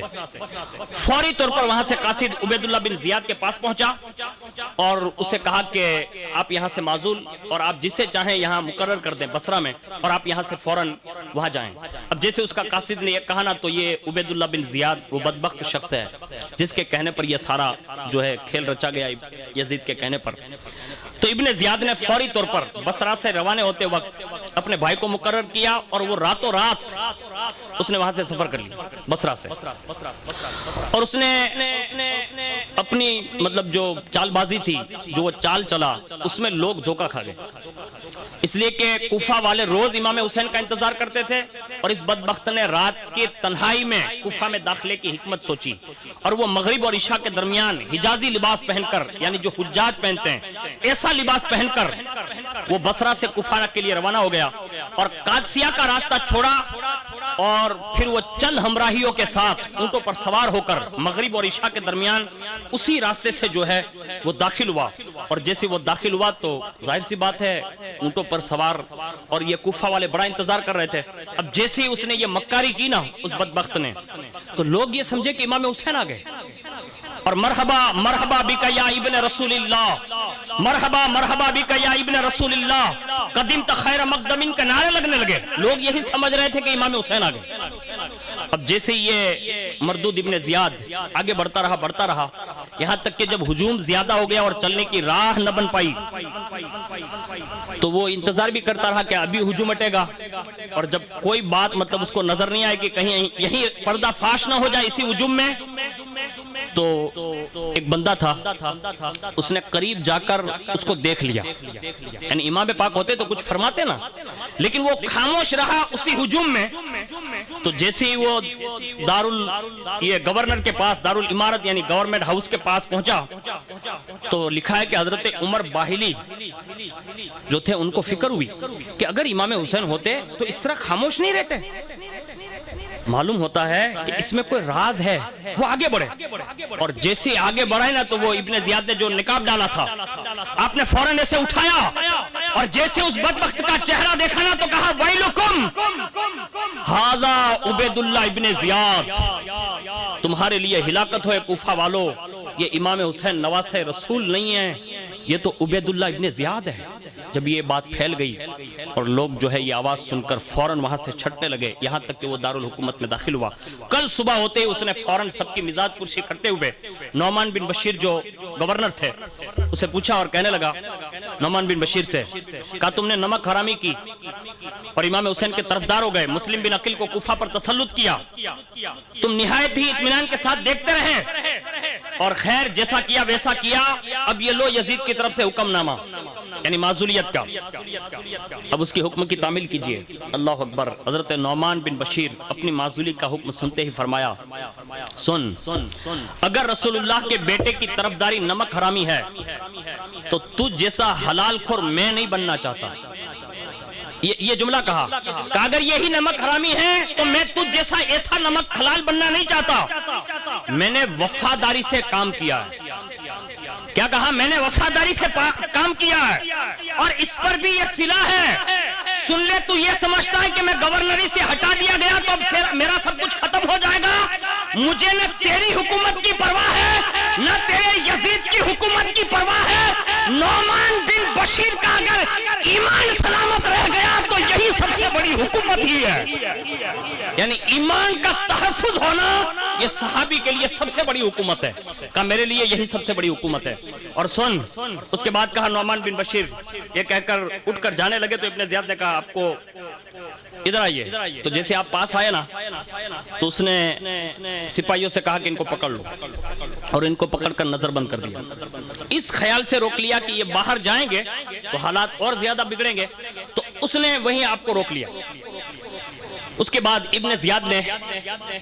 تیسرے دن کوفہ کی جامع مسجد میں آ کر خطبہ دیا اور اس خطبے میں اس مردود نے ایسے ایسے ورڈ استعمال کیے جو تاریخ میں مطلب یہاں سنانے کے قابل نہیں، لیکن اس نے سب کو ڈرایا۔ یہاں تک کہ روایت میں یہ ملتا ہے کہ حضرت امام مسلم رضی اللہ تعالیٰ عنہ کے ساتھ دینے والوں کے لیے قتل، آگ سے گھر جلانے اور طوفان بدتمیزی یعنی حد کرنے کے الفاظ کہے، ان الفاظ کو سن کر کوفیوں کے دل دہل گئے۔ اور جب یہ معاملہ پیش آیا اس کے بعد جب عصر کی نماز ہوئی تو حضرت امام مسلم بن عقیل مسجد میں تشریف لائے۔ آپ نے جیسے اندر دیکھا آپ تنہا تھے، کوئی آپ کے ساتھ نہ تھا۔ نماز سے فارغ ہو کر جب آپ مسجد سے باہر تشریف لائے نا تو ایک لڑکا مسجد کے دروازے پر کھڑا تھا۔ آپ نے اسے فرمایا بیٹا آج کوفہ والوں کا کیا حال ہے؟ یعنی ابھی میں جو آیا ہوں تو یہ کوفہ والے کیا کر رہے ہیں؟ تو اس نے کہا حضور یزید کے حکم کے مطابق عبیداللہ ابن زیاد کوفہ آ گیا ہے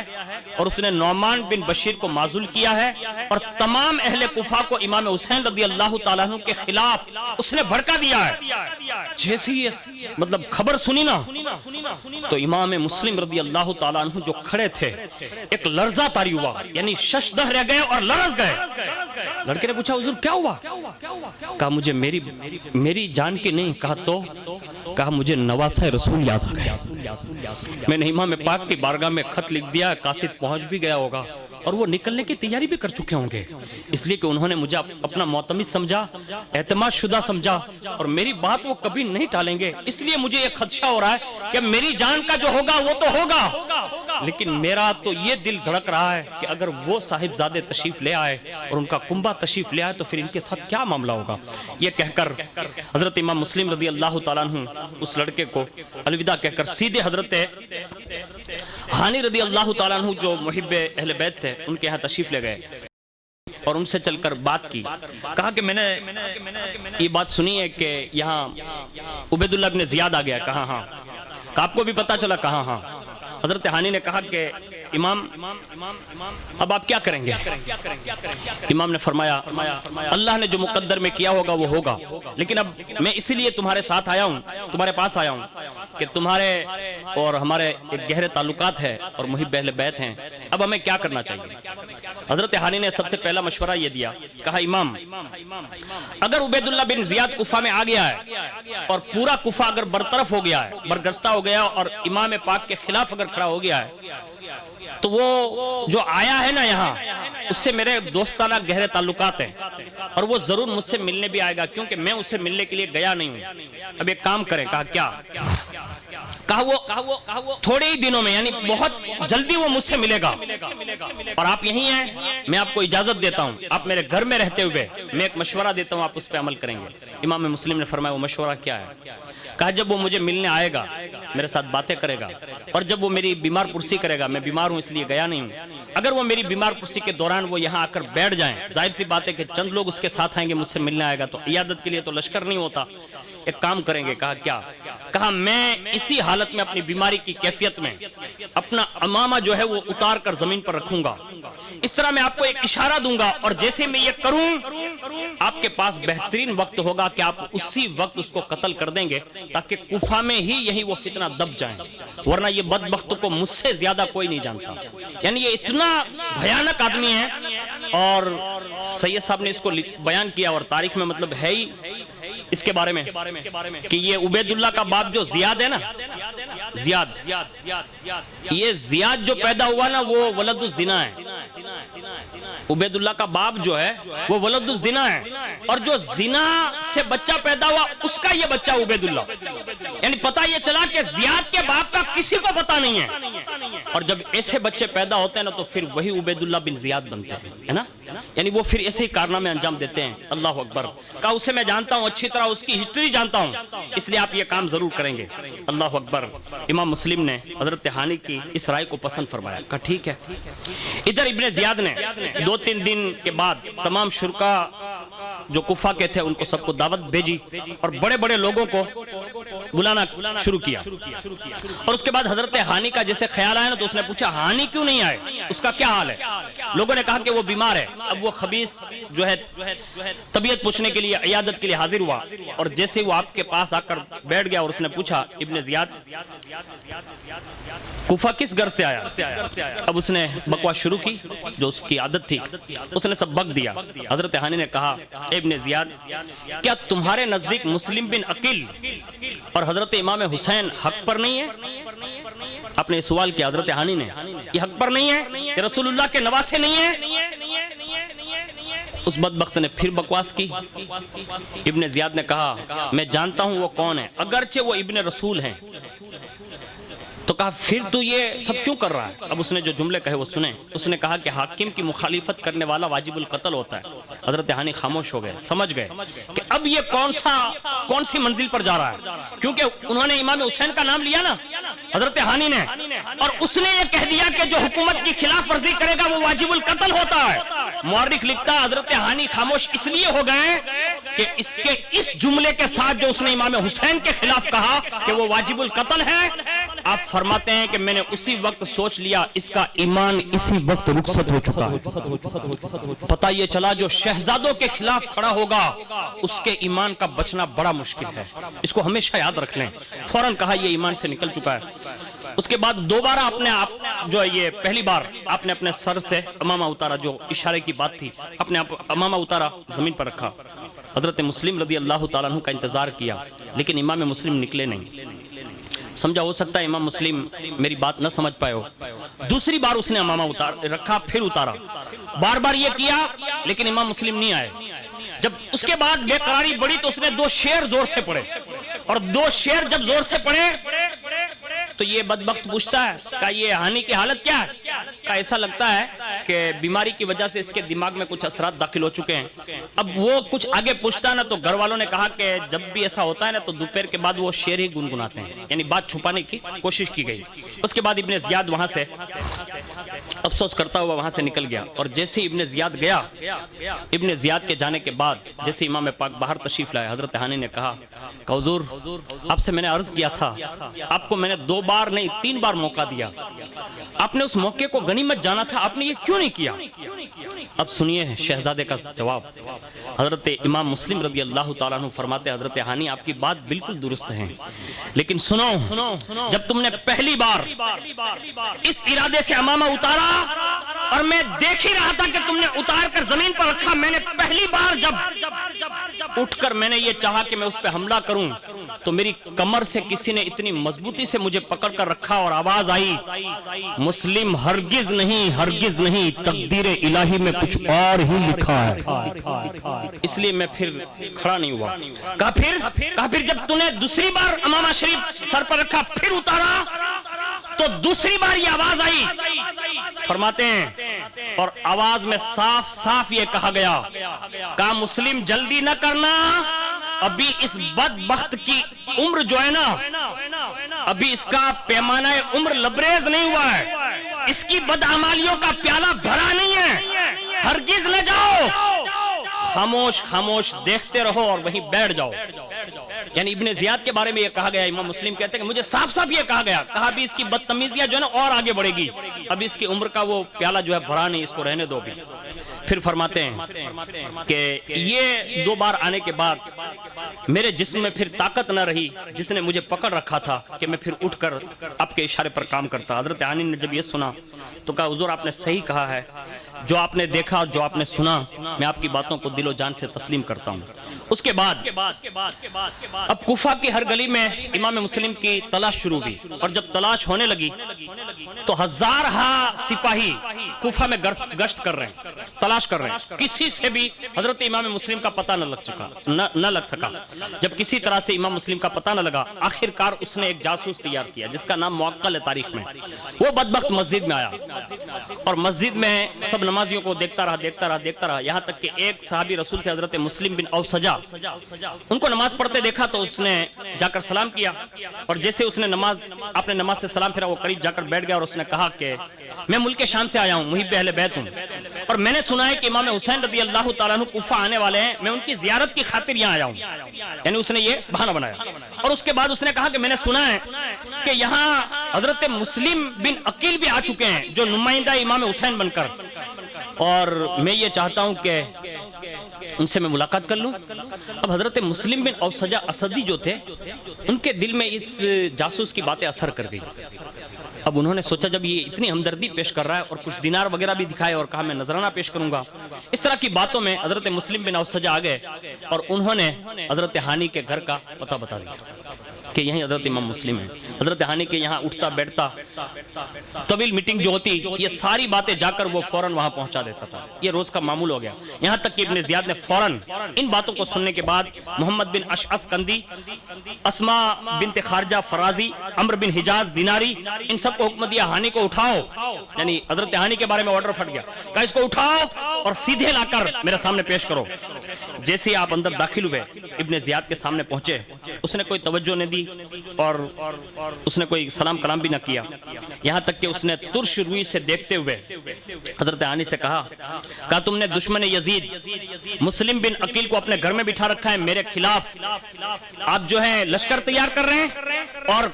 ہتھیار خرید کر ان کی قوت بڑھا رہے ہیں اور یزید کے خلاف یہ منصوبہ بنا رہے ہیں. حضرت ہانی نے کہا, حضرت ہانی بن عروہ نے فرمایا اے ابن زیاد یہ لغو اور بیکار باتیں ہیں, تو مجھ پر بہتان نہیں باندھتا. جب یہ باتیں ابن زیاد سے کہی نا تو اس بدبخت نے اسی معقل بن ناموس یہ نامی جاسوس کو سامنے پیش کر دیا, اور جیسے ہی معقل کو حضرت ہانی نے دیکھا نا تو خاموش ہو گیا, اور اس کے بعد فرمایا اے معقل تو نے جو کیا ہے نا یہ کبھی تجھے معاف نہیں کیا جائے گا, اور تو نے جو آگ لگا دی ہے اب یعنی یہ پتہ بتا کر اب یہ کبھی نہیں بجھے گی. یہ کہا اور اس کے بعد ابن زیاد کہنے لگا ہانی معقل سے کچھ مت کہو, خیریت اسی میں ہے, اب ایک کام کرو مسلم کو میرے سامنے فوراً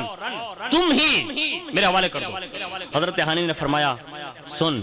اگر میں نے اسے حوالے نہیں کیا تو کہا میں تمہارا گھر نیست و نابود کر دوں گا, لیکن مجھے ایک چیز کا پاس ہے. کہا کیا؟ کہا تم سے میرے دوستانہ تعلق ہے. حضرت ہانی گورنر ہاؤس میں بیٹھ کر فرماتے ہیں نادان تجھے میری دوستی کا پاس ہے اور رسول اللہ کی نسبتوں کا خیال نہیں آیا.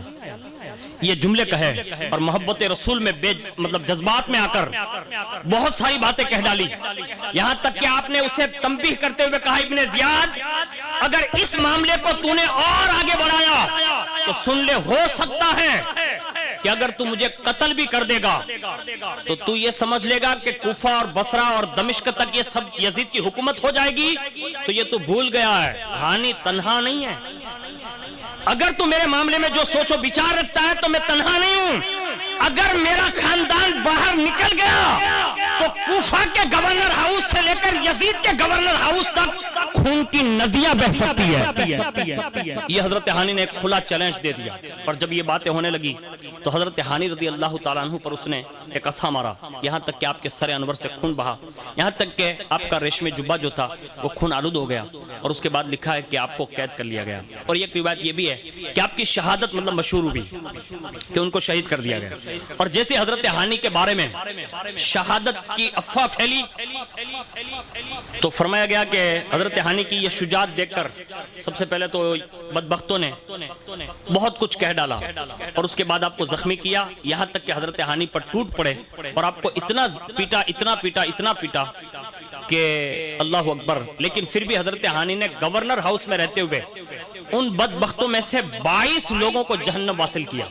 یعنی آپ نے دلیری کا ثبوت دیا۔ ابن زیاد نے جب یہ صورتحال دیکھی کہ دارالامارت کے دروازے پر اگر یہی حالات رہے تو زیادہ معاملات بگڑ سکتے ہیں، تو اس صورتحال کو دیکھ کر مقابلے کو مطلب ٹھنڈا کرنا چاہا، یہاں تک کہ آپ کے اوپر اور حملہ کیا، یہاں تک کہ آپ کو پکڑ لیا گیا حضرت ہانی کو۔ اور جب پکڑ کر ابن زیاد کے سامنے پیش کیا، ابن زیاد نے حضرت ہانی سے کہا کہ ہانی اب وقت ہے، تم تو مارے گئے ہو، ابھی تمہاری زندگی باقی ہے، اب بھی وقت ہے کہ آپ مجھے امام مسلم کے حوالے کر دو، امام مسلم کو میرے حوالے کر دو۔ آپ نے جواب دیا مردود، ازلی، جہنمی، اللہ اور اس کے رسول کا تو دشمن ہے، مجھ سے یہ امید نہ رکھنا کہ میں اپنے جیتے جی تیرے اس ناپاک منصوبے میں ہاں کروں گا، میں یہ کبھی نہیں کر سکتا کہ امام مسلم کو تیرے سپرد کروں۔ یہ سن کر ابن زیاد نے حکم دیا، پیچھے سے ایک خبیث نے جو ہے آپ پر تلوار کا وار کیا، جو شہادت کی روایت ہے نا وہ تلوار کا وار کیا، اور اوراق کے غم میں یہ لکھا ہے کہ اسی تلوار کے وار سے حضرت ہانی کی وہاں شہادت ہو گئی۔ یہ بات پھیلی بھی، ایک روایت میں ہے کہ ہانی شہید نہیں ہوئے لیکن اس نے وار کیا، اور بعض روایتوں میں لکھا ہے کہ حضرت ہانی جب گرفتار کر لیے گئے اور جب یہ بات حضرت امام مسلم کو پہنچی کہ آپ کو شہید کیا گیا، افواہ پھیلی، اور یہ ساری باتیں جب پورے کوفہ میں پھیل گئی تو حضرت ہانی کی شہادت کی خبر پا کر حضرت امام مسلم حضرت ہانی کے گھر کے باہر آئے، سب اپنے چاہنے والوں کو دعوت دی اور پکارا، یہاں تک کہ قصر شاہی کا محاصرہ کرنے والوں میں امام مسلم کے ساتھ کم و بیش 40,000 کے قریب لوگ وہاں جمع ہو گئے، اور آپ کے ساتھ ساتھ عمرو بن الحجاز دیناری جو ابن زیاد کی طرف سے حضرت ہانی کو بلانے کے لیے گیا تھا، تقریباً 4,000 سوار اور پا پیادہ لے کر وہ بھی آ گئے، ابن زیاد کے محل کا جو ہے محاصرہ کر لیا، یعنی چاروں طرف سے اس کو گھیر لیا۔ صورتحال یہ تھی کہ اگر امام مسلم حکم دے دیتے تو ابھی اور اسی وقت یہ کام لپٹ جاتا۔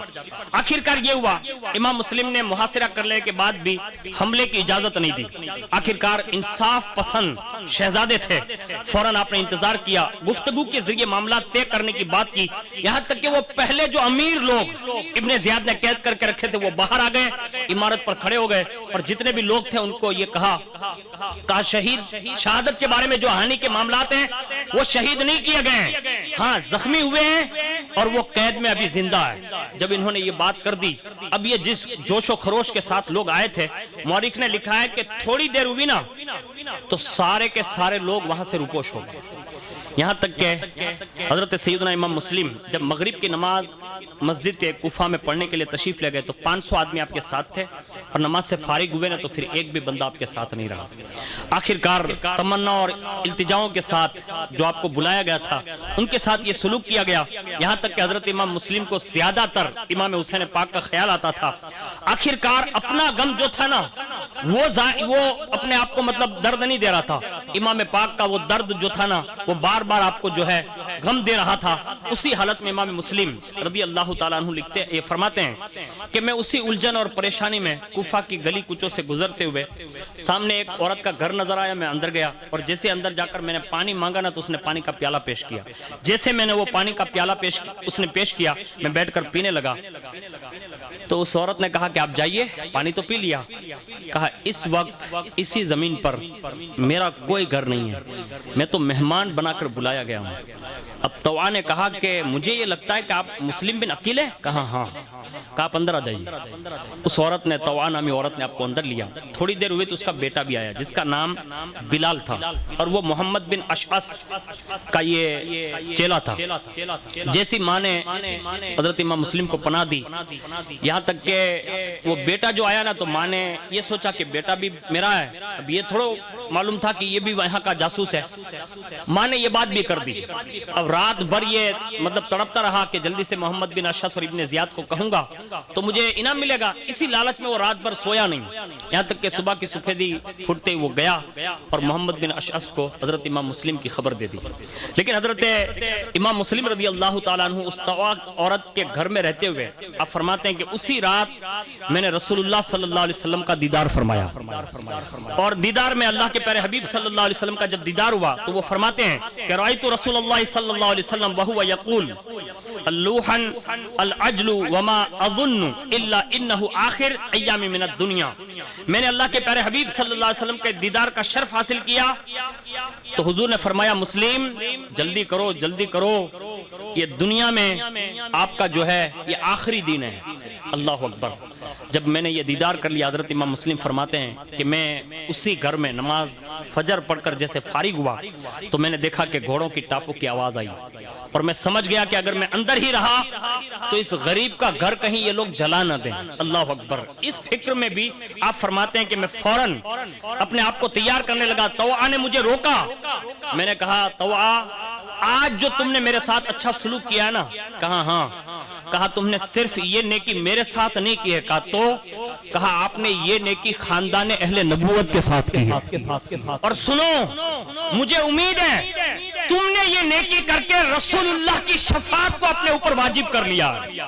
تمہیں رسول اللہ کی شفاعت مبارک ہو۔ یہ کہہ کر امام مسلم طوعا کو آخری سلام کیا، دعائیں دیتے ہوئے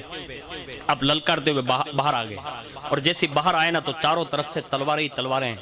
کم و بیش 150 کے قریب لشکر محمد بن اشعث لے کر سامنے کھڑا ہے، اور جیسی سامنے آپ نے دیکھا کہ اب یہ لوگ میرے قتل پر آمادہ ہیں۔ روایت میں لکھا کہ امام مسلم نے ان سے جنگ کی، یہاں تک کہ 150 کے قریب لشکر جو لے کر آیا تھا اس میں کچھ لوگ تو بھاگ گئے اور کچھ لوگوں کو آپ نے وہیں ختم کر دیا۔ اس کے بعد محمد بن اشعث نے ایک روایت کے مطابق خود گھوڑا دوڑاتا ہوا ابن زیاد کے پاس گیا، گورنر ہاؤس، اور جا کر کہا کہ امام مسلم کو تم نے جو گرفتار کرنے کے لیے بھیجا ہے اب یہ 150 سے پکڑے نہیں جائیں گے، اب اور زیادہ آدمی چاہیے۔ تو ابن زیاد نے غصے سے کہا تمہارا کیا حال ہے؟ ایک آدمی کو پکڑنے کے لیے 150 آدمی کافی نہیں ہے؟ کہا تو جس کے پاس ہمیں بھیجا ہے نا، کہا وہ تنے تنہا نہیں ہے،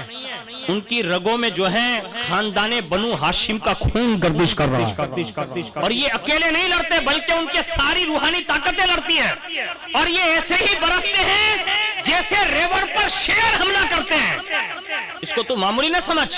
ابن زیاد نے کہا کرنا کیا؟ کہا 500 سوار اور بھیج۔ اس نے 500 سوار اور بھیجے، 150 تو ابھی یہ بھاگے اور کچھ مرے بھی، 500 سوار اور آئے، ان کے ساتھ بھی آپ نے جو ہے بڑی دلیری کے ساتھ آپ نے مقابلہ کیا، یہاں تک کہ آپ کے رخسار پر جو ہے ایک ظالم نے دور سے، جب آپ پانی پی رہے تھے تو دور سے ایک پتھر پھینکا، اور جیسے پتھر پھینکا نا تو وہ آپ کے مبارک ہونٹ میں سب سے پہلے لگا، اور مبارک ہونٹ جیسے ہی پر آیا وہ پتھر تو 2 دانت مبارک شہید ہوئے۔ بڑے صبر و استقلال کے ساتھ آپ نے فرمایا الحمدللہ۔ پھر کہا ہے میرے رب اگر یہ دنیاوی پانی میرے قسمت میں نہیں ہے تو اب تیرے کرم سے مجھے تو حوض کوثر سے ہی سیراب کرنا۔ اپنے اس وقت یہ جملے ارشاد فرمائے۔ اس کے بعد محمد بن اشعث نے دیکھا کہ تلوار کے ذریعے امام مسلم پر کوئی قابو نہیں پا سکتا، یعنی 500 لے کر آیا پھر بھی، تو اس نے آپس میں مشورہ کیا۔ مشورہ کرنے کے بعد وہی انہی بدبختوں نے ایک گہرا گڑھا کھودا، یعنی کھاڈا جس کو اپنی زبان میں کہتے ہیں، گہرا کھڈا کھودا گیا، اور اس کے بعد اس پر لکڑیاں رکھ دی گئی اور اس پہ مٹی ڈال دی گئی۔ پھر اپنے ایک فوجی کے دستے کو سمجھایا کہ تم یہاں سے ادھر سے حملہ کر کے آنا اور بھاگنا، سائیڈ سے نکلنا، یہ کھڈے میں جب وہ حملہ آور تم پر ہوں گے تو وہ اندر گر جائیں گے۔ یہ انہوں نے دھوکہ کیا امام مسلم کے ساتھ، اور جیسے وہ دستہ وہاں بڑھا، امام مسلم نے جیسے ہی ان کے اوپر حملہ کرنا چاہا اور آگے بڑھے تو لا علمی میں اسی گڑھے کے اندر حضرت امام مسلم اندر داخل ہو گئے، اور جیسے آپ اندر گرے، اللہ اکبر، محمد بن اشعث اور اس کے چال باز جو لوگ تھے وہ اس میں کامیاب ہوئے، اور امام مسلم رضی اللہ تعالیٰ عنہ اس گڑھے میں جیسے ہی اندر تشریف لے گئے، انہوں نے یک بارگی پتھر مارنا شروع کیا، پتھر مارنا، اور جیسے پتھر مارے نا تو امام مسلم نے اس گڑھے کے اندر سے ارشاد فرمایا، کہا کیا تم کو ایک بال اور ذرے کے برابر بھی شرم اور حیا کا نام تک تمہارے پاس باقی نہیں رہا کہ تم اس طرح مجھے پتھر مار رہے ہو جس طرح کفار کو پتھر مارے جاتے ہیں؟ اور فرمایا حالانکہ تم جانتے ہو میں نبی الانبیاء سید الابرار اور خاندان اہل نبوت سے میرا تعلق ہے، تمہیں خاندان مصطفیٰ اور ان کی اولاد کا کچھ پاس اور لحاظ نہیں؟ غرض یہ کہ ان بدبختوں کے اس مکر و فریب کی وجہ سے آپ کو گرفتار کر لیا گیا، اور جیسے گرفتار کیا ابن زیاد کے دربار میں لے چلے، اور جیسے دروازے پر آپ پہنچے نا تو محمد بن اشعث سے کہا ایک کام کر، کہا کیا؟ کہا وہاں تو پانی نہیں پینے دیا، یہاں سرائیاں ہیں، ایک پیالہ پلا دے۔ محمد بن اشعث سے جیسے آپ نے یہ کہا نا تو کہا کہ آپ ہی پی لیں، اور جیسے آپ نے پانی کی طرف آگے بڑھ کر ایک پیالہ ہاتھ میں لیا، اور جیسے ابھی آپ اپنے منہ کے قریب پیالہ لے گئے، اتنے میں ایک خبیث نے آپ پر ایسی تلوار کا وار کیا کہ جو زخمی ہونٹ تھے نا اس پر وہ وار آیا اور آپ کے مبارک ہونٹ باقاعدہ کٹ گئے، اور جب آپ نے یہ اپنی حالت دیکھی اور پورے اپنے آپ کو خون میں رنگین دیکھا، پھر اس کے بعد جب آپ کو گورنر ہاؤس کے اندر بالکل لے جایا گیا تو آپ نے وہاں پہنچ کر یہ جملے ارشاد فرمایا، السلام علی من اتبع الہدا، اس پر سلام ہو جو احکام شریعہ کی پابندی کرتے ہیں، پیروی کرتے ہیں۔ ابن زیاد کے سامنے جیسے آپ کو پیش کیا گیا تو ابن زیاد نے پہلا جملہ یہ کہا کہ آپ نے مجھے سلام نہیں کیا، دوسرا یہ کہ آپ نے مجھے امیر المؤمنین نہیں کہا۔ امام مسلم فرماتے ہیں کہ مسلم کا امیر المؤمنین تو آج بھی حسین ابن علی ہے، یعنی پہلے جملے کا جواب شیر ببر کا یہ تھا، کہا تو یہ سمجھ رہا ہے کہ تو امیر المؤمنین ہے یا یزید ہے؟ مسلم بن عقیل کا تو آج بھی امیر المؤمنین حسین ابن علی ہے۔ جیسے یہ جملہ کہا نا تو ابن زیاد نے بدبختی کی، اور بدبختی میں اس ابن زیاد نے کہا کہ امیر المؤمنین ہونے سے حسین ابن علی کو کیا نسبت ہے؟ ابن زیاد نے جب یہ کہا نا تو امام مسلم نے پھر ایک جواب دیا،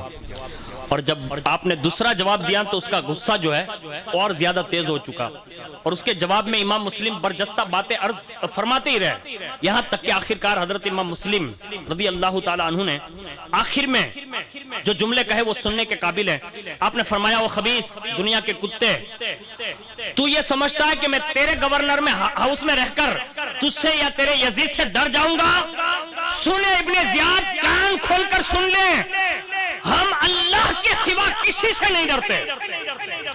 ہمارا ڈر صرف خدا کا ڈر ہے، جو خدا ڈراتا ہے اسی سے ڈرتے ہیں، اس کے سوا ہم کبھی نہیں ڈرتے۔ اور تو جو سوچ رہا ہے کہ ابھی جو مجھ پر مصیبتیں ٹوٹے گی، بلائیں آئے گی اور یہ مصائب و عالم کے میں شکار ہوں گا، تو یہ سمجھتا ہے کہ میرے پیروں میں تزلزل آئے گا؟ جب بھی ہمارے خاندان پر مصیبتیں آئی ہیں تو ہم نے بڑھ کر ان مصیبتوں کا استقبال کیا ہے، تو یہ نہ کہنا کہ ہم تیری ان دھمکیوں سے ڈر جائیں گے۔ اور اس کے بعد زبان حال سے یوں گویا فرما رہے تھے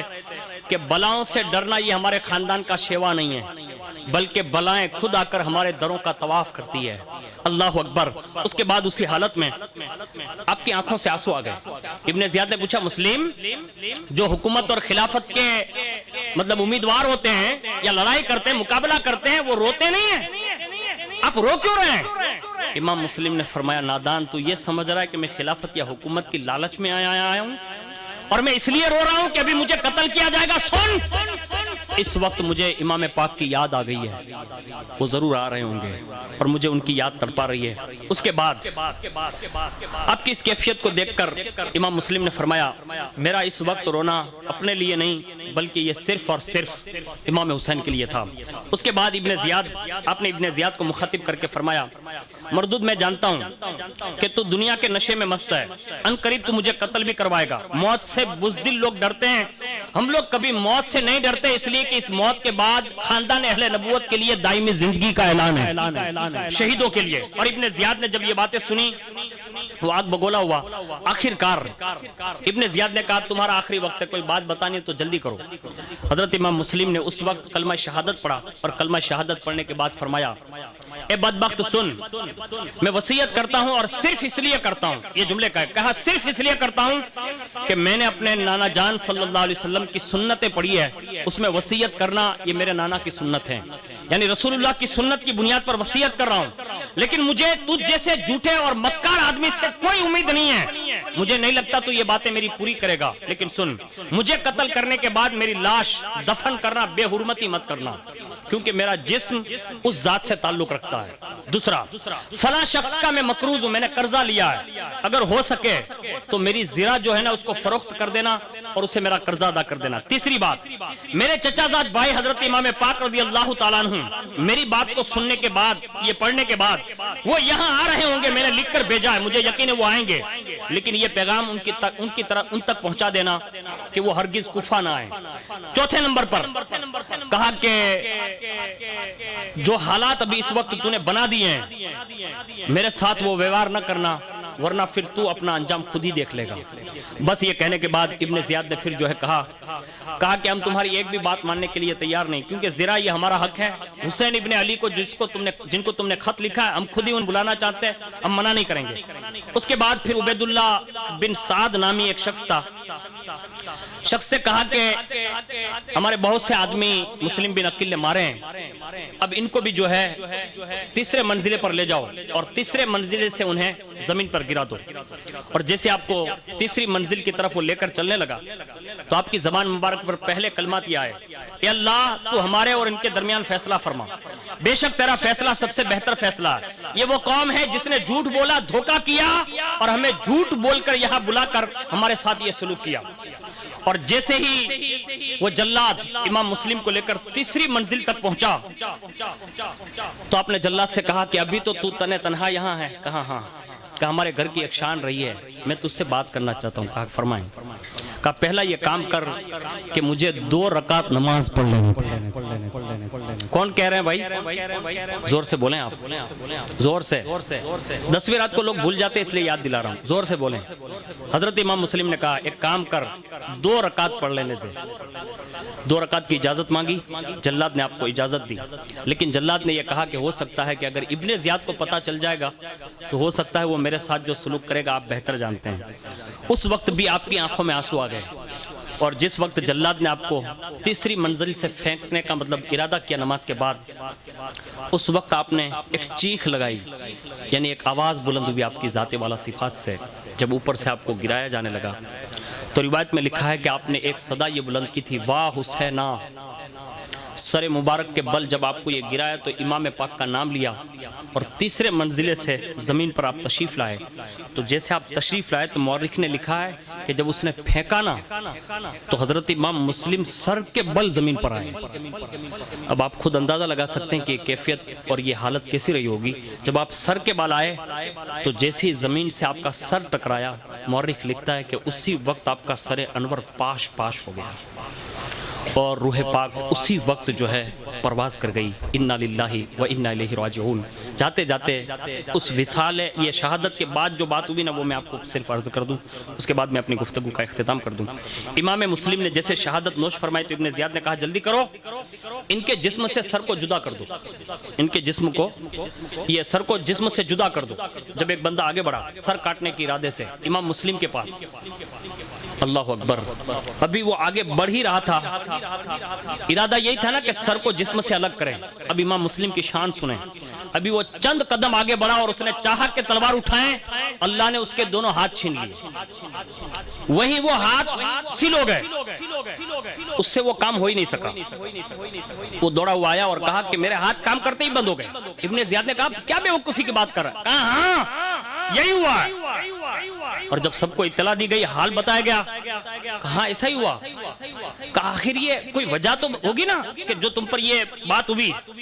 تو ابن زیاد کو جب یہ اطلاع دی گئی کہ ایسا ہوا تو اس نے پھر ایک بندے کو بلایا, کہا کہ یہ فلاں بندہ یوں کہہ رہا ہے تو یہ حال تو سن, آخر یہ ہوا کیسے؟ اللہ اکبر, غور سے سنیے. اس وقت اس نے بتایا کہ میں نے امام مسلم کی لاش کے لیے جب اپنے آپ کو آگے بڑھانا چاہا نا، جو میرے ہاتھ جو وہ ہوئے، کہا میں نے ان کے سامنے ایک ہیبت ناک شخصیت کو دیکھا تھا اور یہ بس انہی کی وجہ سے ہوا۔ پھر دوسرے بندے کو بھیجا، کہا تو جا۔ جب وہ گیا، وہ بھی امام مسلم کے لاش کے بجائے ایک پرجلال ہیبت ناک اس نے بھی ایک صورت دیکھی، اور وہ غضب ناک ہو کر دانتوں میں انگلیاں چبا رہا ہے وہ غضب ناک آدمی، اور دیکھتے ہی دیکھتے فوراً ہی وہ بھی اس پر پنپنے لگا، وہ بندہ بھی بھاگا۔ اب یہ سن کر جو ہے ابن زیاد اور زیادہ مطلب مغرور تو تھا ہی، تکبر کا مطلب پتلا ہی تھا، اور زیادہ غصے ہوا، اور اس نے کہا کس بزدل کو تم نے بھیجا؟ ایک اور آدمی بھیجو، ایک اور آدمی بھیجا۔ یہاں تک کہ جب یہ گیا نا تیسرا یا دوسرا آدمی،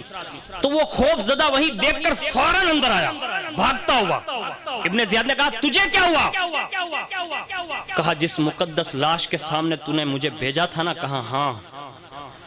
کہا میں نے اپنے سر کی آنکھوں سے عالم بیداری میں دیکھا اس لاش کے پاس مدینے کے تاجدار محمد الرسول اللہ تشریف فرمائے۔ اللہ اکبر۔ اور یہ کہہ کر پھر سنیے عذاب کیسے آتا ہے۔ پھر اسی وقت اس شخص نے جب یہ کہا، اسی وقت اس نے چیخ ماری، اور وہ چیخ مار کر وہیں ابن زیاد کے سامنے ہی مر گیا۔ اور اس کے بعد ابن زیاد نے ایک شامی خبیث سے کہا تو جا۔ جب وہ گیا تو وہ شامی جب پہنچا اور آپ کے جسم اقدس سے حالانکہ 3 مرتبہ یہ چیزیں دکھائی گئی، لیکن ان یزیدیوں کے سمجھ میں نہیں آئی۔ تیسری بار جب ابن زیاد نام نہاد کے کہنے پر حضرت امام مسلم رضی اللہ تعالیٰ عنہ کے سر انور کو جسم پاک سے جدا کر دیا گیا، اور ایک روایت میں لکھا ہے کہ انہی کے ساتھ ساتھ حضرت ہانی جو اندر تھے